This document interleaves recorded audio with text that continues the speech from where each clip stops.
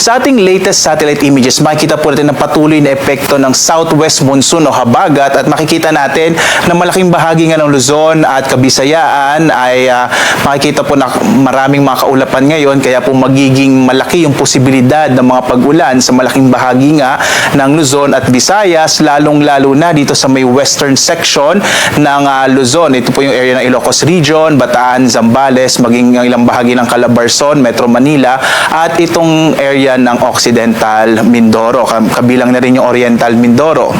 Patuloy pa rin nating minomonitor itong low pressure area na huli nating namataan sa 720 kilometers silangan ng Itbayat sa Batanes. Posible pa nitong maging bagyo lalo na this coming weekend, pero hindi naman ito magkakaroon ng direktang epekto sa ating bansa. Hindi natin inaasahang mag-landfall sa Pilipinas at ang magiging direksyon nitong low pressure area na kung sakaling maging bagyo ay sa may bahagi naman ng Taiwan.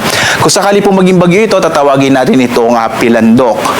Sa iba pang bahagi nating bansa, partikular na sa bahagi ng Mindanao, makakaranas naman ng bahagyang maulap hanggang sa maulap na kalangitan na may mga isolated o pulo-pulong mga pag-ulan, pagkidlat, pagkulog. So mapapansin natin sa ating buong bansa, pinakamaliit yung mga posibilidad ng tuloy-tuloy ng mga pag-ulan sa bahagi ng Mindanao habang mas malaki yung posibilidad ng mga kalat-kalat ng mga pag-ulan sa Luzon at sa Visayas. As of 5 AM nga po, may naka-issue tayo na heavy rainfall warning. So ang heavy rainfall warning, ito yung posibilidad ng mga malalakas na mga pag-ulan at in-update po natin ito every 3 hours. So as of 5 AM nga, nakataas or naka-issue ang heavy rainfall warning sa Zambales, gayon din sa Bataan, orange warning, gayon sa Tarlac, Pampanga, at ilang bahagi ng Bulacan. Naka-yellow warning naman po itong Metro Manila, malalabing bahagi ng Bulacan, at ilang bahagi ng Nueva Ecija. So mag-ingat po lalong-lalo na yung mga lalawigan kung saan naka-issue nga itong heavy rainfall warning, posible po yung mga pagbaha at mga pagguho ng lupa.